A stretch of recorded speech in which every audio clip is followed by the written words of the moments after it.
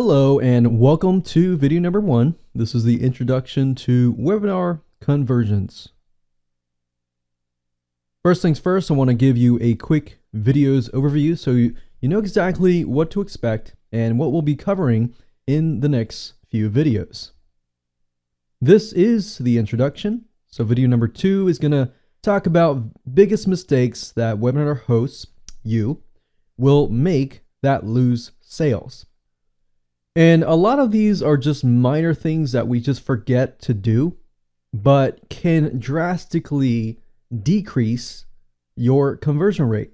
So I want to make sure that I cover those before we jump right in and talk about the follow-ups and exactly what you can write in your follow-ups, in your reminders, and so forth to increase the attendee rate and increase the conversion rate of what you're trying to sell or what you're trying to achieve in your webinar. Video number 3, we're going to talk about how to increase your actual attendee rate. So I'm going to talk about some strategies that you can go ahead and use to increase that. Now, part of that involves email follow-ups. So instead of thinking about, okay, what is going to work and so forth, I'm going to give you a webinar email schedule that has worked well for us. Video number 5, we're going to talk about email follow-up and reminder templates. I'm going to show you exactly what you can write so you can kind of get an idea about how you can customize it for your own webinar. Video number 6, we're going to talk about getting people to run through your door. So what I mean by that is after your webinar is done, how do you convert them from prospects to customers? How do you get that sale? So we'll talk about strategies in that video. And then video number 7 will be similar to video number 5, but in this case, it'll be the after the webinar follow-up templates. So with these template sections, you can simply just copy what I write and customize it to your own needs. So why is this crucial? Why are we focusing so much on the email aspect, the before email and the after the webinar aspect in terms of emails?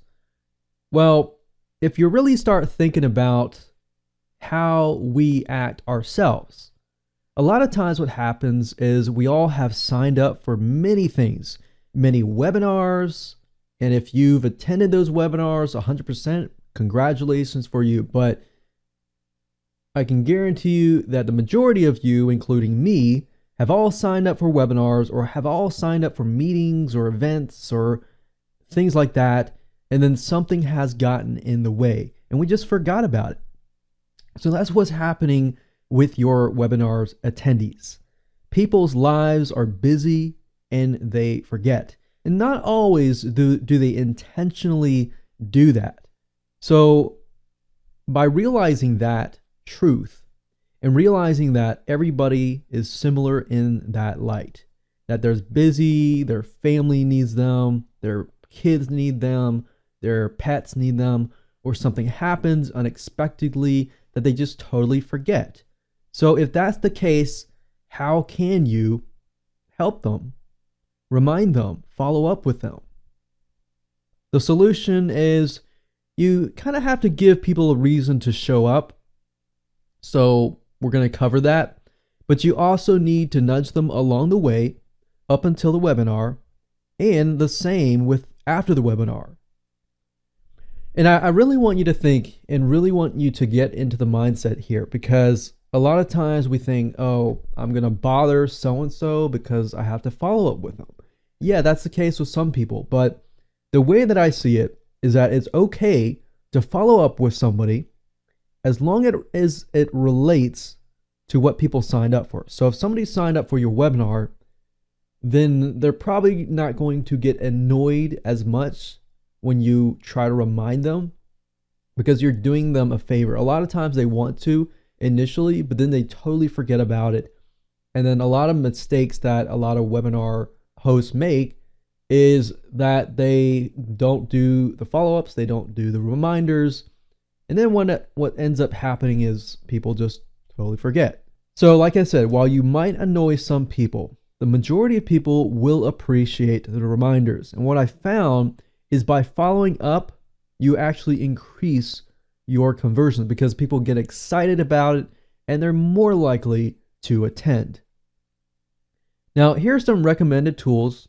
Obviously, with this video course, you're really not going to need any tools. All you need is pen and paper or something to write the template and swipe files down and the ideas and the strategies down. You can use your iPad, your iPhone, or your computer, whatever best suits you.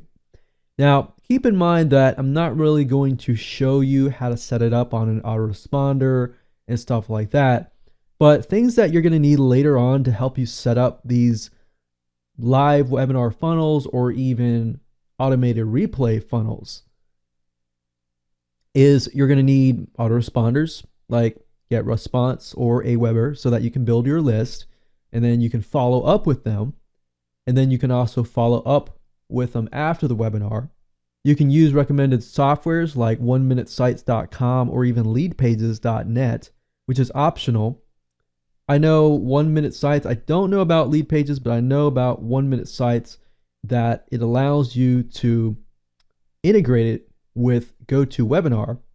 So you could have GoToWebinar doing all the follow-ups, but if you know and if you're aware of this, GoToWebinar doesn't really have a feature that allows you to, after the webinar, follow up after the webinar. So you have to do that with either GetResponse or Aweber or 1 Minute Sites or Lead Pages. One software tool that I personally have been testing out is called Webinar Ignition. It's basically a WordPress plugin that integrates with your WordPress site and it sets everything up. In fact, in my opinion, it makes life so much easier in terms of automating your webinars. And it works really well with email and it works with text messaging. So it takes it one step further and texts people if they enter their information, their phone number.